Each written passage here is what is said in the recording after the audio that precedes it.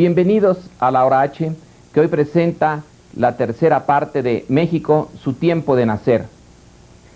Esta tercera es también la última parte de un programa sobre México y hecho en México, y con la participación de un buen número de historiadores profesionales. Nos acercamos ya al 1821, el momento en que México nace como una nación y una sociedad independientes. Aquí el punto focal, el punto central, es el liberalismo. En realidad, tal parece que México ha tenido problemas con el liberalismo desde el inicio, en el siglo XIX, hasta hoy. El liberalismo es una visión del mundo en que el individuo busca encontrar un espacio frente al enorme poder del Estado absolutista. El liberalismo es eso, individualismo. Y tuvo muchos problemas en España. Toda la historia de España del siglo XIX y buena parte del XX, su guerra civil, se pueden explicar por esta dificultad de adoptar y adaptar el liberalismo. Bueno, lo mismo se puede decir de México. México es una sociedad de corporaciones, 300 años en donde el individuo tuvo muy poco espacio y los grandes actores fueron las agrupaciones, los pueblos indígenas, las universidades, la iglesia, los consulados de comerciantes, de mineros, pero no el individuo. Entonces, esta irrupción de una nueva forma de ver el mundo y de ver la relación entre el individuo, la sociedad y el Estado causa problemas impresionantes, como los hemos visto en los dos programas anteriores y los veremos en este. El liberalismo, pues, viene a ser una fuerza que totalmente acaba o trata de acabar con las antiguas formas de relación política y que va a tener muchos problemas en imponerlas, pero ese tema ya será del siglo XIX y no de este momento de nacer. Acompáñenos.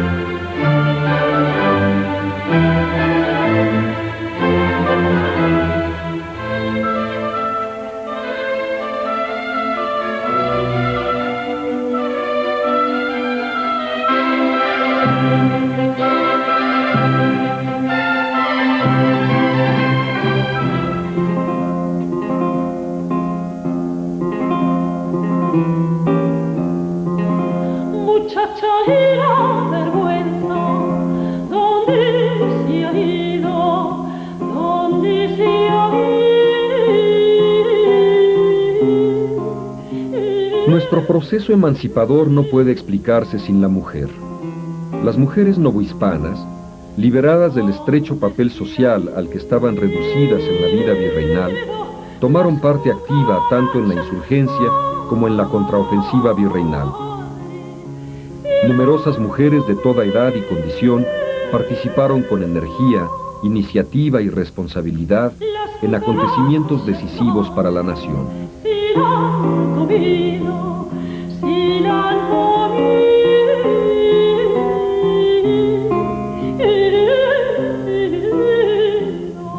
El papel de la mujer en la guerra de independencia fue muy importante. Tomó diferentes formas. Una de ellas fue el de conspiradora, otro el de rehén, otro el de seductora de tropa, otra como capitana, coronela y aún generala. Dos mujeres destacaron como conspiradoras, Josefa Ortiz de Domínguez y Mariana Rodríguez del Toro de Lazarín. Josefa Ortiz de Domínguez era huérfana de padre y madre y estudió aquí en el Colegio de Vizcaínas en la Ciudad de México, donde conoció a su futuro esposo Miguel Domínguez, corregidor de Querétaro. Ella fue aprehendida en el año 1813, conducida a México y estuvo en la cárcel hasta el año 1817. Mariana Rodríguez del Toro de Lazarín fue una mujer muy valiente que en 1811 organizó una conspiración en una sala parecida a esta, en la casa que ella y su esposo tenían en la Ciudad de México. Mariana fue el alma de esa conspiración que intentaba liberar a los caudillos insurgentes presos en el norte del país y que tuvo grandes efectos en la sociedad de la época, puesto que eran como 300 miembros los que estaban vinculados a ella. Mariana fue aprehendida y llevada a la cárcel de corte, en donde estuvo hasta 1820. Otra persona muy destacada entre las mujeres insurgentes fue Leona Vicario. Leona Vicario también era huérfana de padre y madre y era sobrina del rector de la universidad. Ella conoció en el despacho de su tío a un pasante de derecho, a Andrés Quintana Roo. Cuando él se fue a la insurgencia, ella lo siguió. Fue aprehendida, la trajeron al Colegio de Belén y allí fue liberada por nada menos que el arpista José Rodríguez Alconedo. Quisiera recordarles que Leona Vicario se disfrazó de negra y así salió de la Ciudad de México. De más de 2000 procesos de infidencia que se encuentran en el Archivo General de la Nación, se ve que hay muchos por el cargo de seductora de tropa. Eso significaba que se intentaba convencer a los soldados realistas de dejar las armas del rey y pasarse a la causa insurgente. Muchas de ellas por este cargo fueron fusiladas, pero lo mismo sucedió a mujeres realistas que fueron fusiladas por las tropas insurgentes. Las mujeres que eran detenidas, aprehendidas por cualquiera de los ejércitos, eran rapadas y muchas veces llevadas a casas de recogidas, sobre todo si eran insurgentes. Creo que el papel de la mujer, pues, no puede ser olvidado en esta gran gesta libertaria. Cuando estudiamos los hechos históricos importantes de nuestro pasado, se nos suele olvidar que estos fueron producto de personas de carne y hueso que vivieron en espacios domésticos y en espacios urbanos totalmente comunes y corrientes para aquella época. ¿Podría usted explicarnos cómo eran las casas de las personas de la élite dominante en la Nueva España de la segunda mitad del siglo XVIII y cuál era su funcionamiento? Sí, bueno, las casas y palacios de la segunda mitad del siglo XVIII de la élite colonial son muy complicadas, son espacios muy complejos, divididos en diferentes ambientes y cada uno de ellos con particularidades muy específicas. El Salón del Estrado toma el nombre precisamente de una tarima, de un estrado, que se pone en ese espacio importante y hay que remarcar que es un ámbito femenino el estrado. Es el lugar donde gobierna la señora de la casa, donde recibe con propiedad y donde se toma chocolate, donde se comenta el chisme del día, el momento político, donde corre la vida diaria con otro fluir, y es, como decía, el ámbito femenino por excelencia. Los hombres que acceden al estrado están dispuestos en sillones especiales, son los que se sientan en el estrado. La mujer pasa la entrevista en el estrado en taburetes, en escabeles, debido precisamente a lo incómodo de los vestidos de la época. No podían sentarse en sillas.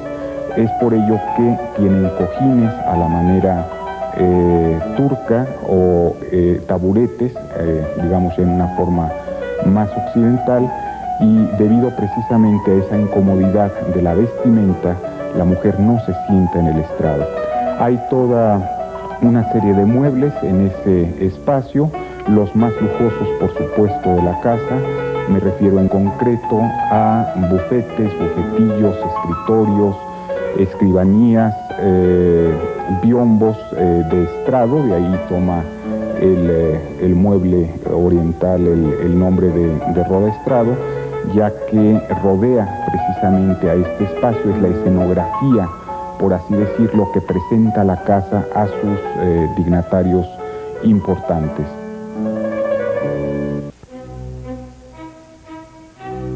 Un actor silencioso, pero no menos importante, fue el niño novohispano.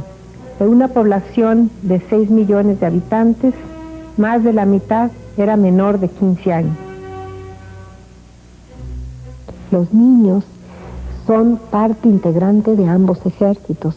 En algunos sitios son los tamborcitos, los que van tocando el tambor. En otros son hasta ya como oficiales. Hay un caso muy bonito que es, por ejemplo, el de Martín Carrera. Martín Carrera entra a los 9 años a un regimiento realista. A los 12 ya está entrenando reclutas como oficial y más tarde será presidente de México, ya como nación independiente. Es el caso también, por ejemplo, de Pedro Anaya, este famoso de aquí del sitio en Churubusco, en la guerra contra los Estados Unidos. Bueno, él empezó de niño en un regimiento realista. Antonio López de Santana es otro niñito, también de 13, 14 años, que es primero miembro de un regimiento realista y lo encontramos ya como a los 15, 16 años peleando en Texas contra los insurgentes, que se han liberado Texas, entre comillas, en el año 13. Y allí está Santana peleando contra ellos. Así hay varios. Tenemos otros, como por ejemplo Mariano Arista, de San Luis Potosí. Es decir, esos que empezaron de niños en la guerra de independencia se van a convertir con el transcurso de estos años en caudillos, en líderes de la nación. Les digo, tenemos varios presidentes de la República que fueron niños en esta época, pero también hay niños insurgentes. Un caso muy famoso es el hijo del propio José María Morelos, Juan Nepomuceno Almonte.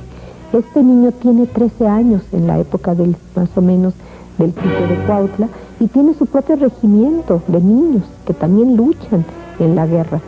Aquí tenemos un caso de un pequeño vestido de militar.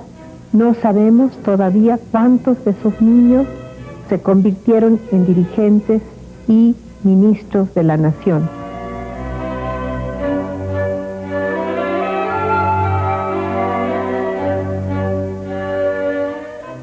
Mientras en 1809 se conspiraba en la Nueva España y en 1810 se iniciaba la sublevación insurgente, en España se produjo una gran revolución política. En esos años se publicó la convocatoria a elecciones generales a Cortes en todo el mundo hispánico. La convocatoria abrió el debate sobre los derechos de los americanos en la monarquía española, profundizó las diferencias entre criollos europeos y creó una mayor conciencia sobre la necesidad de llamar a la Nueva España no una colonia, sino un reino con todos los derechos y privilegios de los del resto de la península. A pesar de la invasión francesa de Andalucía, la Constitución se promulgó el 19 de marzo de 1812 y su texto es una pieza clave de la historia política de Hispanoamérica porque es el documento liberal más avanzado de la Europa de su tiempo. Entre otras cosas, decretó la supresión de los tributos de los indígenas, el final de la pena de muerte por horca, la extinción del Tribunal del Santo Oficio de la Inquisición y estableció la libertad de imprenta. En la Nueva España fue aplicada durante muy poco tiempo. El triunfo de los americanos en las elecciones para el Ayuntamiento de México provocó que, alarmado, el virrey ordenara drásticamente la continuación en sus funciones del ayuntamiento anterior, y la libertad de imprenta duró solo 2 meses, después de los cuales se persiguió a personajes como Fernández de Lizardi y Carlos María de Bustamante. Este último huyó de la ciudad y se unió a los insurgentes. En 1814, al regresar a España, Fernando VII suprimió la Constitución de Cádiz. Los efectos de la guerra civil se empezaron a sentir en las aldeas, en el campo, en las grandes ciudades. A todos los sectores sociales afectó. Los caminos estaban interceptados, faltaba dinero circulante, no había abasto en las ciudades ni en poblados. Se multiplicaban los asaltos a los convoyes resguardados por tropa y se desplomaba la producción minera, industrial y agrícola. Las minas se inundaron, los obrajes no contaban con lana y algodón, ni manos para trabajar las telas, y los campos estaban desiertos. El año de 1814 trajo consigo calamidades sin cuento a la otrora vivaz Ciudad de México. Epidemias de viruela, pulmonías, hambruna, basura, jaurías deambulando por las calles e incremento de la delincuencia. A pesar de tantas penalidades, la insurgencia obtuvo logros. La Constitución de Apatzingán fue proclamada por el Congreso Rebelde el 2 de octubre de 1814. La Constitución insurgente reflejaba la influencia de la Asamblea de la Revolución Francesa, de las Cortes de Cádiz, de los textos publicados en El Español de Londres y en El Espectador sevillano. Parece ser que los autores de este texto constitucional fueron 5 abogados y un sacerdote. Todos ellos eran conscientes de sus limitaciones y con sencillez explicaban. Peregrinos en el campo inmenso de la ciencia legislativa, confesamos ingenuamente que un proyecto semejante no cabía en la esfera de nuestra posibilidad. El 5 de noviembre, mes de muertos de 1815, Morelos custodiaba al Congreso insurgente en su peregrinar hacia el Golfo. En Texmalaca fue hecho prisionero y condenado a muerte. Se le trasladó a la Ciudad de México. En San Agustín de las Cuevas, hoy Tlalpan, salió a verle multitud de gente. Se ha dicho que Morelos informó sobre la posición de las partidas insurgentes y sus recursos. Esto no fue así. Morelos sabía que Juan Nepomuceno Rosáins y Andrés Quintana Roo, indultados entre octubre y noviembre de 1815, habían proporcionado al virrey un informe sobre el estado de la insurgencia. Morelos fue llevado a San Cristóbal Ecatepec para ser fusilado. Pidió detenerse en el Tepeyac para despedirse de la guadalupana. Antes de morir, pidió un crucifijo y le dijo: Señor, si he obrado bien, tú lo sabes, y si mal, yo me acojo a tu infinita misericordia. Él mismo se vendó los ojos con un pañuelo, se puso de rodillas, y el hombre más extraordinario que había producido la revolución de Nueva España cayó atravesado por 4 balas. Morelos tenía 50 años de edad. 14 y 15 ocurren 2 acontecimientos centrales en esta guerra. Por un lado regresa el rey Fernando VII a España, por otro Morelos es derrotado, preso y fusilado. ¿Qué pasa inmediatamente después? ¿Qué componente nuevo tiene que presentarse para que la guerra siga adelante y se convierta finalmente en la consumación del movimiento de independencia? El año 15 es un año crucial. Es un año crucial en la Nueva España, pero también en Europa. Si recordamos, en junio de 1815 se da la batalla de Waterloo, y en ese momento son vencidas para siempre las tropas napoleónicas.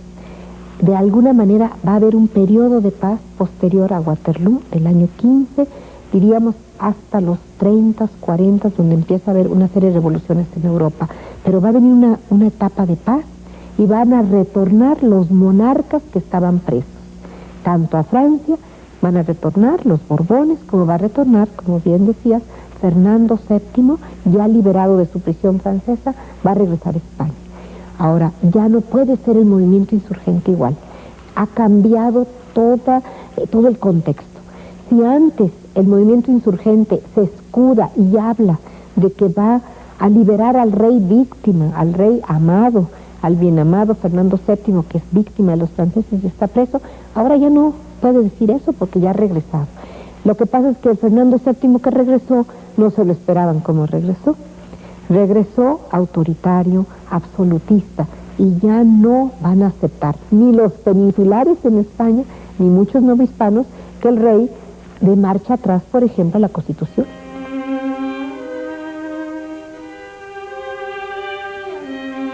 Muerto el pastor, las ovejas se dispersaron. En palabras de Carlos María de Bustamante, con la muerte de Morelos, los insurgentes actuaban como alumnos sin maestro. Sin embargo, a pesar de la decadencia del movimiento, la pacificación no fue total. Diversas partidas insurgentes seguían hostilizando a las tropas virreinales.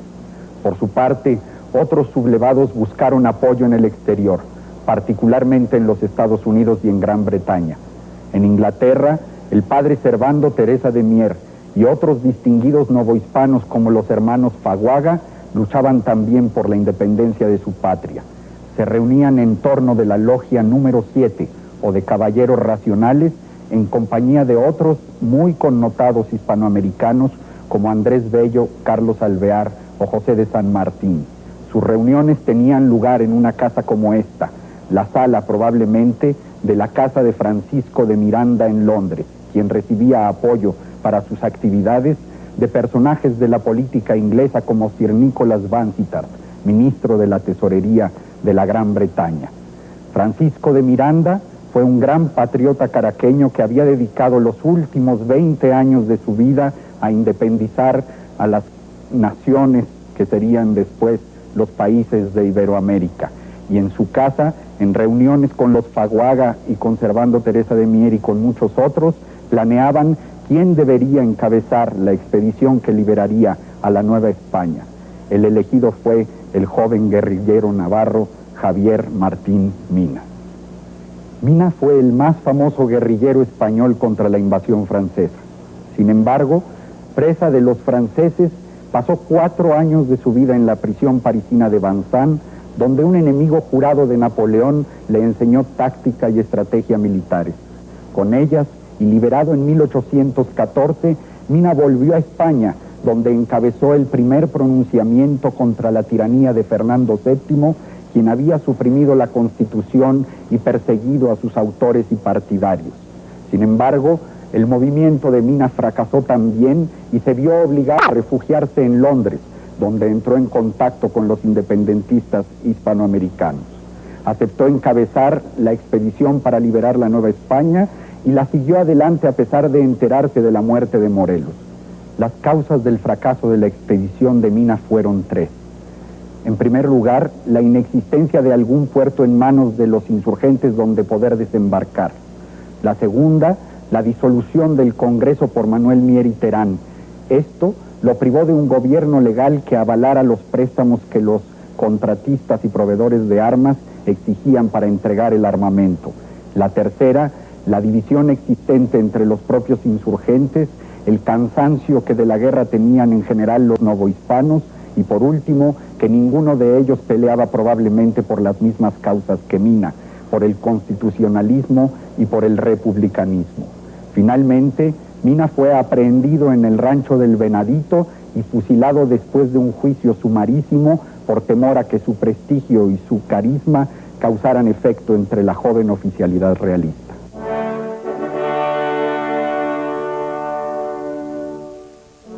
De hecho, la expedición de Mina era la primera de otras que se contemplaban en Europa.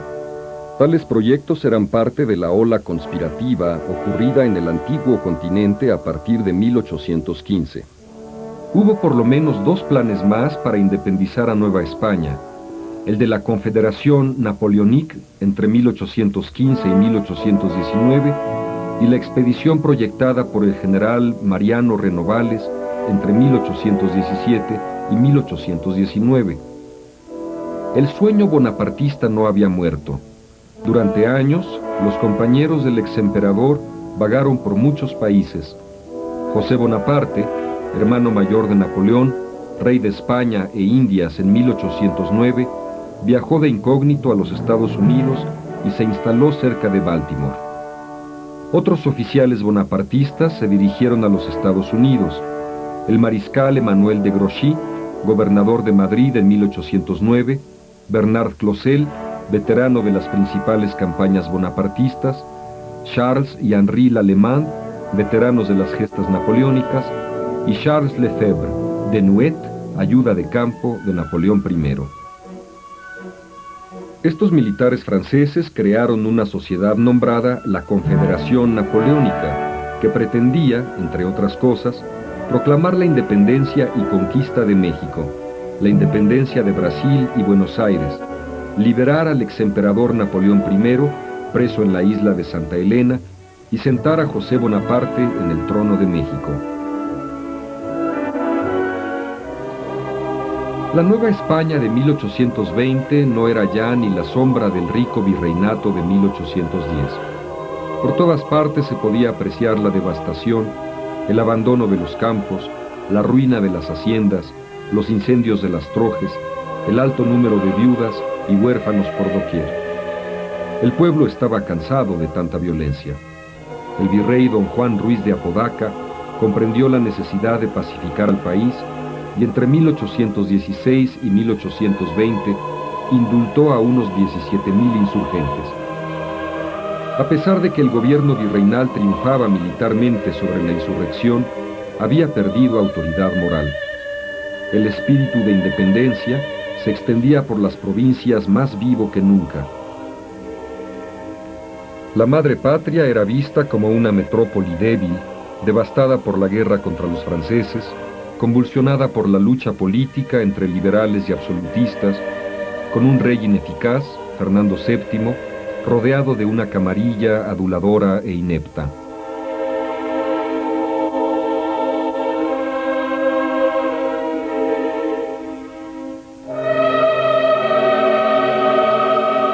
La guerra peninsular contra Napoleón en España y la insurgente en Nueva España había convertido a los militares de las diversas fracciones en un poder político, económico y social.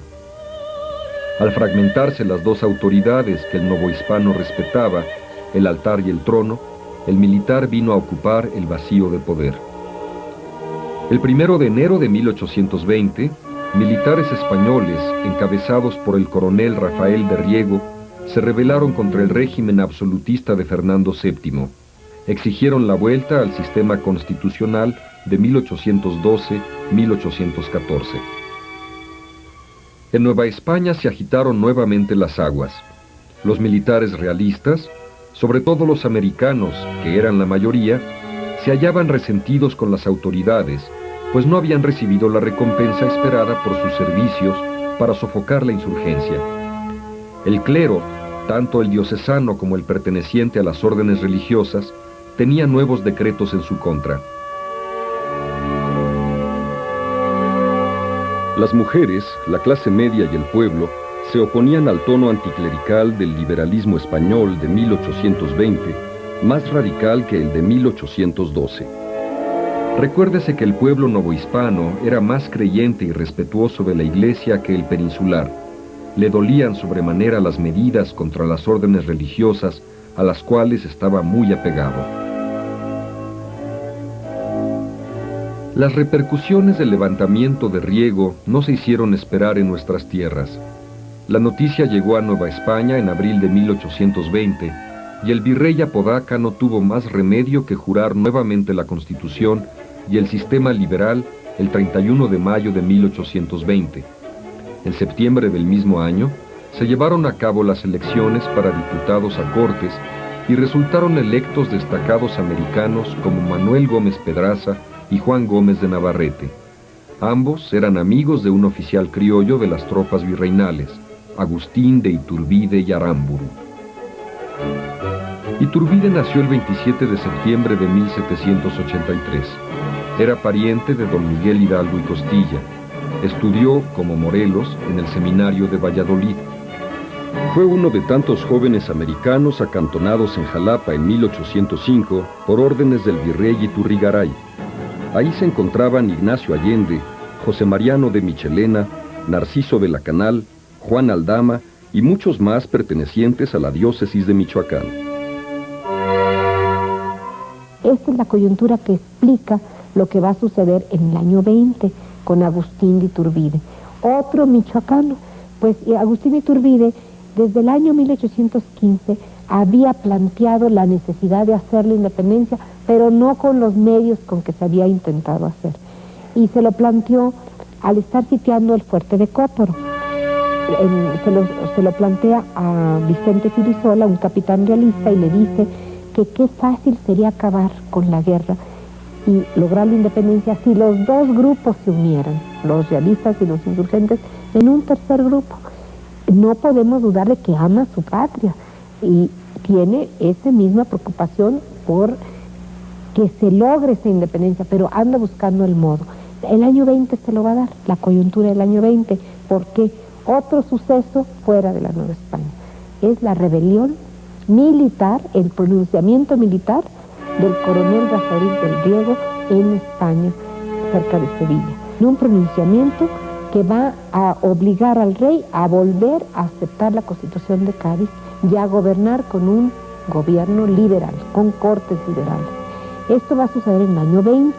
Cuando esto se sabe en la Nueva España, que hay que pensar que se va a saber estos sucesos mínimo 3 meses después, se ha dicho, desde mi punto de vista equivocadamente, que un grupo de serviles en la iglesia de la Profesa se va a juntar para evitar que se jure la Constitución en la Nueva España, que son anticonstitucionales, y que el instrumento de esos serviles, que no quieren la Constitución de Cádiz, va a ser Agustín Iturbide.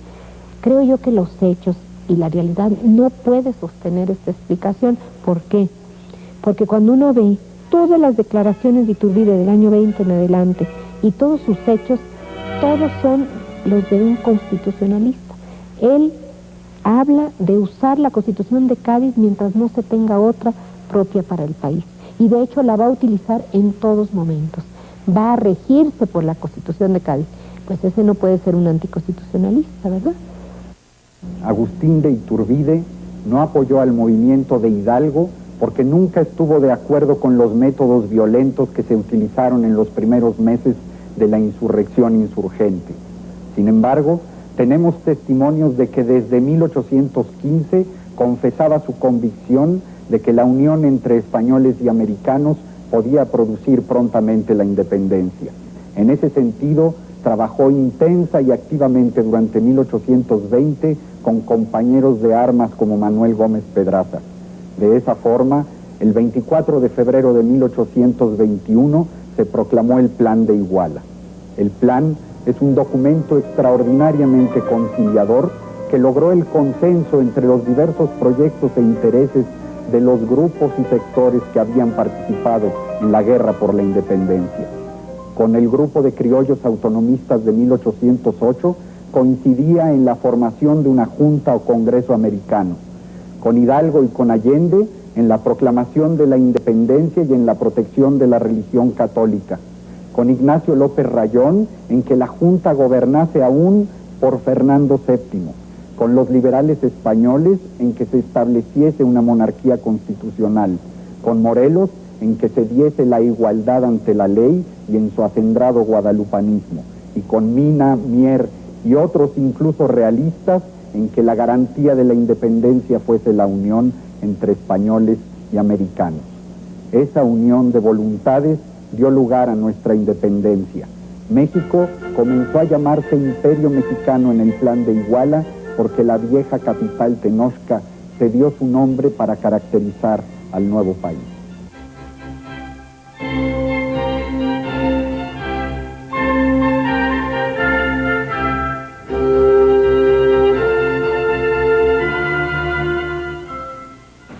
¿Cuál es el clima de opinión político y social que impera en la Nueva España en 1820 y 21 y que explica que intereses antes contradictorios como los de los insurgentes y los realistas se rearticulen de nuevo y produzcan un fenómeno como el de la consumación de la independencia?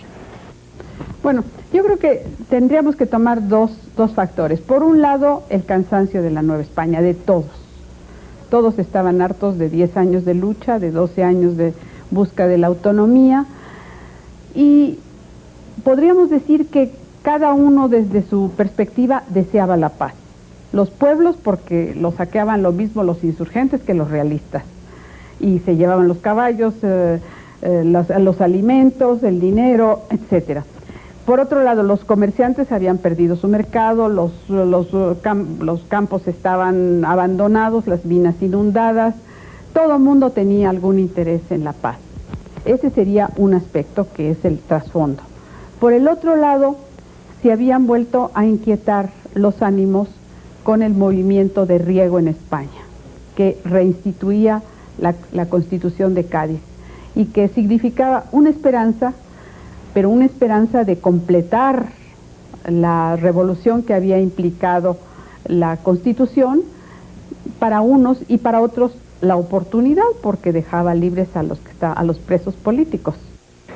¿Hubo abrazo de Acatempan? Y si lo hubo, ¿qué significado tiene ese hecho político en el que se llega a un acuerdo entre dos bandos anteriormente contrarios en esta guerra? Bueno, no creo que haya habido el abrazo así como nosotros nos lo pintaban en la primaria, y nunca sabremos cómo se reunieron, ni en la fecha en que se reunieron, ¿verdad? Parece que fue a principios de marzo, pero de cualquier manera es simbólico de estos que hasta entonces, hasta ese momento eran enemigos jurados, porque uno de los mayores perseguidores de los insurgentes sin duda fue Agustín de Iturbide. Y del otro lado, una gente de las castas, justamente de una clase, digamos, inferior a la de Iturbide, de una clase, no era ningún pobre, un ranchero, con relativamente bien pasar en esa región, pero de todas maneras no equiparable a Iturbide. Entonces, es un símbolo bonito de cómo la nueva idea de nación que había germinado con la independencia de Estados Unidos y con la Revolución Francesa, ya se había extendido hasta pensar en la idea de que los dos pertenecían a la misma patria. En la capital virreinal, la cadena de triunfos del ejército de Iturbide, o Trigarante, llamado así por las tres garantías que ofrecían religión, independencia y unión, causó enorme entusiasmo en los novohispanos y desaliento en los enemigos de la emancipación. Hasta el cocinero del virrey Apodaca huyó. Iturbide le insistió al virrey que depusiera su hostilidad a los trigarantes.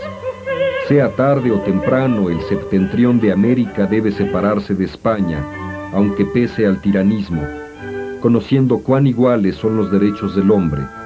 Penetre usted cuán justas, racionales y ordenadas son las reclamaciones de los infelices americanos.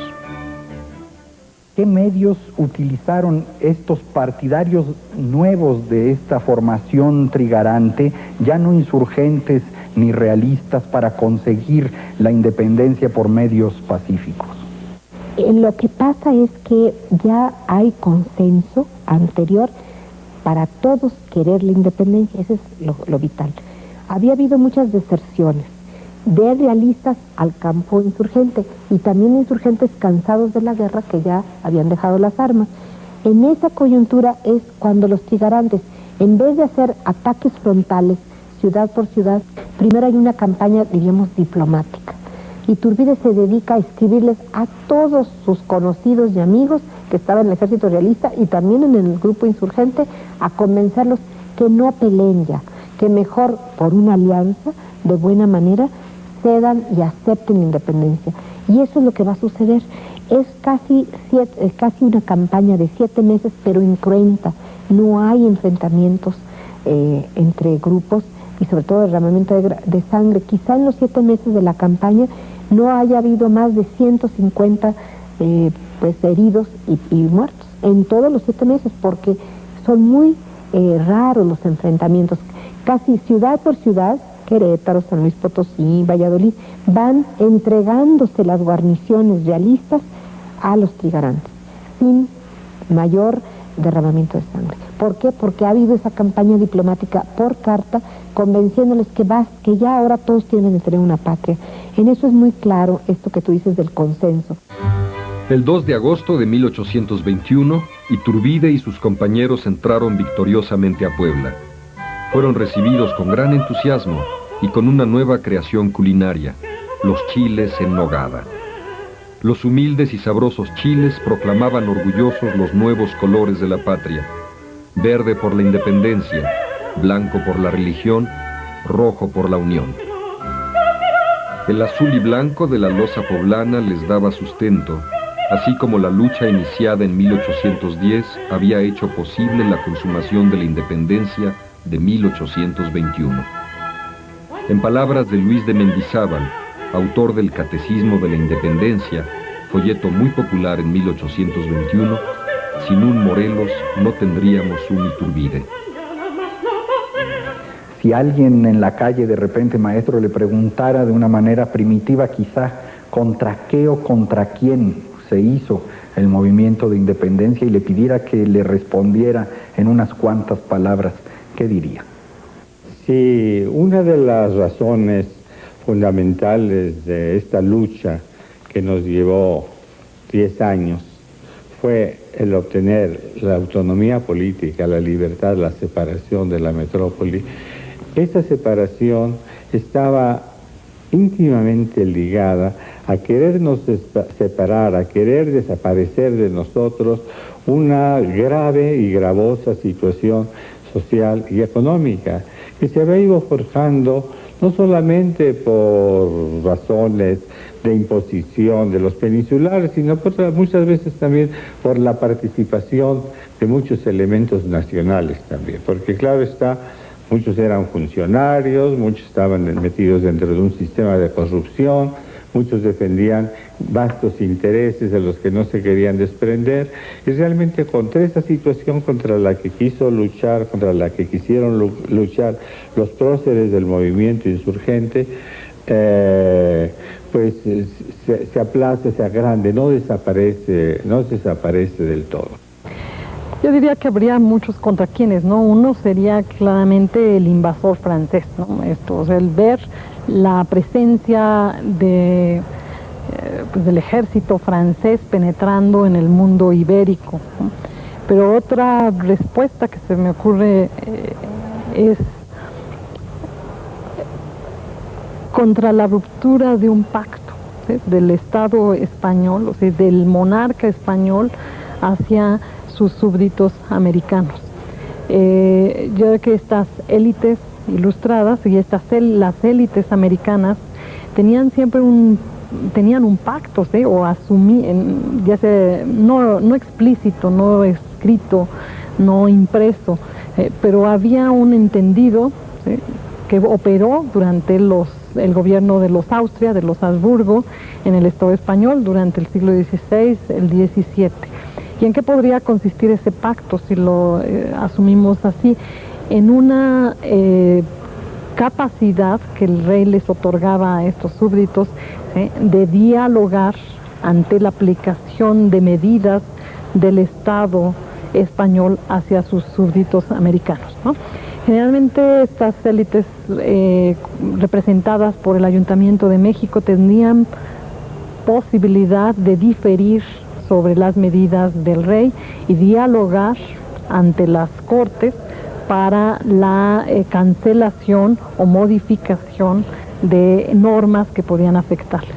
Y en el caso del régimen de los Borbones, sobre todo ya en la segunda mitad del siglo XVIII, en donde el Estado borbónico centra sus medidas, ¿sí? Hacia sus territorios americanos, porque la primera mitad del siglo XVIII, su principal objeto de modificación del Estado borbónico fue la península ibérica, ¿sí? Pero la segunda mitad del siglo XVIII ya sus ojos del rey y de sus ministros están dirigidos hacia América. Y en esta En esta etapa, ¿sí?, empiezan los funcionarios del rey y el propio rey a restarles la capacidad de diálogo, de negociación, de participación incluso a las élites americanas. Contra el mal gobierno, como diría Hidalgo, porque creo que la Nueva España había sido la gallina de los huevos de oro, y España mató a la gallina y se quedó sin los huevos de oro, porque las reformas borbónicas que beneficiaron a muchas otras partes, sobre todo a Cuba, no se aplicaron en la Nueva España hasta muy tarde. Por ejemplo, la libertad de comercio dentro del imperio se aplicó muy tardíamente en la Nueva España, hasta 1789, mientras que los otros lo gozaban casi 2 décadas antes. Una serie de desventajas, y porque nosotros pagamos más impuestos, y se descapitalizó, fue el lugar más descapitalizado porque era el que más tenía. Entonces el resentimiento era real. Pienso que se le ha dado una importancia primordial a los aspectos político-militares de la guerra de independencia. Claro, si es una guerra, es evidente que los aspectos militares tienen un papel preponderante, pero muchas veces se pierde la perspectiva de que uno va a las armas, de que uno se deja llevar ya a la violencia, cuando las soluciones pacíficas ya no resultaron y se agotaron. Ahora, las soluciones pacíficas no están obviamente apoyadas en ningún tipo de movimiento violento. Es una lucha y confrontación de ideas. Yo pienso que lo que se puede hacer en el estudio nuevo, en la renovación, revisión o como quiera usted llamarle, de la guerra de independencia, se puede insistir un poco sobre los factores ideológicos, sociales, culturales, dentro de los que estarían los científicos, en la transformación de las estructuras de la sociedad novohispana. La importancia de la tecnología, la importancia de la ruptura, la disolución de las costumbres, la permisividad de ciertas formas de actuar, la libertad de expresión, el libertinaje al que lleva esta libertad, el deseo de romper lazos con una madre que resulta envejecida, como dicen los autores, ¿no?, que es España, que ya no tiene nada que darnos. Ciertamente las alianzas entre criollos y peninsulares, Iturbide, la Profesa, pues son determinantes en esta ruptura. ¿Contra quién se hizo la independencia? ¿Contra España o a favor de la burguesía naciente en el momento en que se restauran la Constitución de Cádiz en 20? No es fácil decirlo, los intereses económicos juegan un papel preponderante en el momento de la ruptura, sin duda alguna. Es decir, la burguesía española no quería saber nada de esta irreligiosidad y de esta falta de libertad que se iba a provocar, o este libertinaje que se iba a provocar con la restauración de Cádiz. Pero no es eso solamente. México se independizó por reducción al absurdo, porque ya no podía seguir siendo colonia. Ideológicamente no lo éramos desde mediados del siglo anterior. La expulsión de los jesuitas, de alguna forma, fue una ruptura. Algo que, como dice Bustamante, anidó en el corazón de los novohispanos y surgió en 1810 de forma violentísima. Jamás le perdonaron a la corona que eliminara del escenario a sus padres protectores, que eran los jesuitas. Y este mismo argumento curioso lo repite Orozco Iberra 100 años después. ¿Por qué? Porque es evidente que la Nueva España se empezó a separar de su madre cuando llegó a tener la madurez intelectual para ya saberse no dependiente, como un adolescente que se va de su casa. Y esto ocurrió a mediados del siglo XVIII. Si usted tuviera la oportunidad, por último, como la ha tenido a lo largo de su trabajo como investigadora, de replantear, no en la investigación, sino en la enseñanza de la historia en México, este periodo de la Guerra de Independencia y particularmente estos últimos años de la fase de consumación, ¿qué cosas haría usted que cambiaran en la enseñanza de la historia de ese periodo?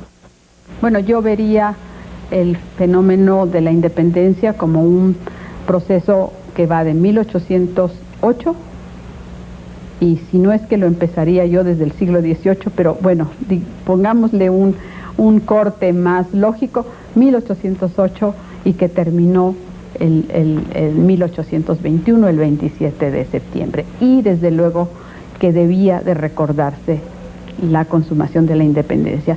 Me parece ridículo que olvidemos que en ese momento fue realmente cuando México fue independiente. El otro fue el comienzo, la declaración, pero sin duda se logró eso por un acto de política, de hábil política, de incluir a todos, de buscar la conciliación, lo cual es además una buena lección para cualquier ciudadano. Bueno, todo este movimiento trigarante termina tanto en un acta como en un día de fiesta. ¿Cómo fue ese día entre el 27 y el 28 de septiembre de 1821 para nuestro país? Todos los contemporáneos, aunque hubieran sido opuestos a Iturbide, al movimiento trigarante, hablan de que fue el día más feliz que había vivido la población novohispana.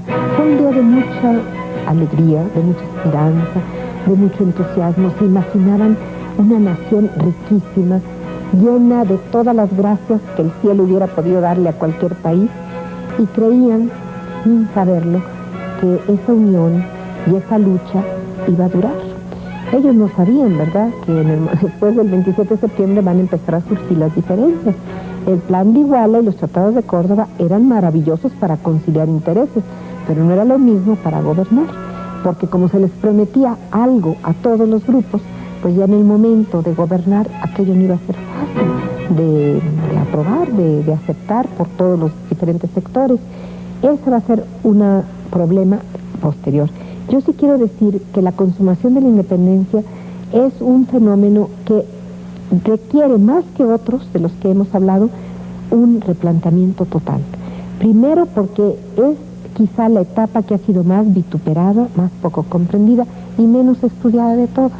Entonces se han hecho clichés, se han hecho mitos, ¿verdad? Una contrarrevolución, se le dice, se le llama. Cuando analizamos sus participantes no podemos decir eso.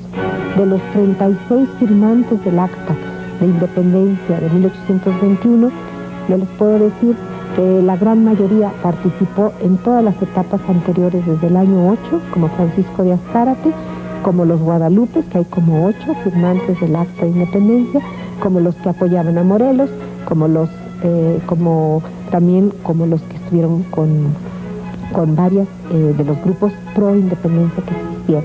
Entonces, quiere decir que cuando uno ve ese fin, esa consumación, pues se da cuenta que es una síntesis de todos aquellos grupos que si no quieren, no al principio, no con claridad, veían una independencia, en el momento 21 la van a ver posible, y de hecho la consiguen.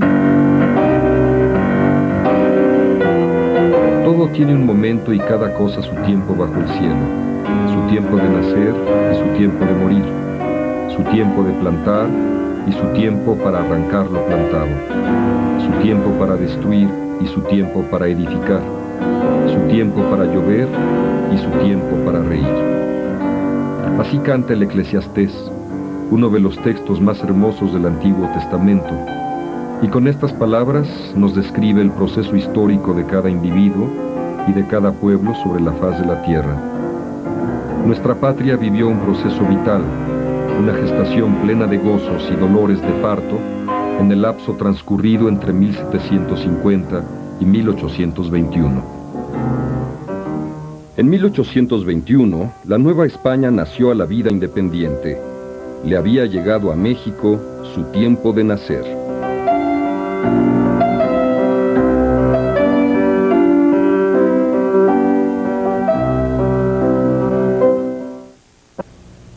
Bien, hemos concluido esta serie. La idea principal fue ahondar en las complejidades de este difícil inicio de México como sociedad independiente. Hay un punto, bueno, hay muchos, pero uno que vale la pena tomar como reflexión ahora que concluimos el programa. En 1810, el ejército mexicano era una fuerza recién nacida. Se le había pensado en realidad para enfrentarse a los ingleses, esos eran los enemigos. No se pensaba en un problema interno. De repente, esta situación imprevista, la invasión de España por Napoleón, sus consecuencias aquí en la Nueva España, ponen al ejército en el centro del escenario político. Se convierte prácticamente de la noche a la mañana en el principal actor. Calleja es a la vez el jefe de los ejércitos insurgentes y el virrey. Poder militar y poder político se unen de tal manera que parecen ser la misma cosa. Y esto va a dejar una herencia realmente terrible para el siglo XIX, porque todo ese siglo que viene, cuando México nace a la independencia, va a estar presente el ejército como un actor incómodo. Resolver ese problema va a costar mucho, mucho tiempo. Pero en fin, este será un punto a tratar en algún otro programa, en alguna otra ocasión. Les agradecemos su atención.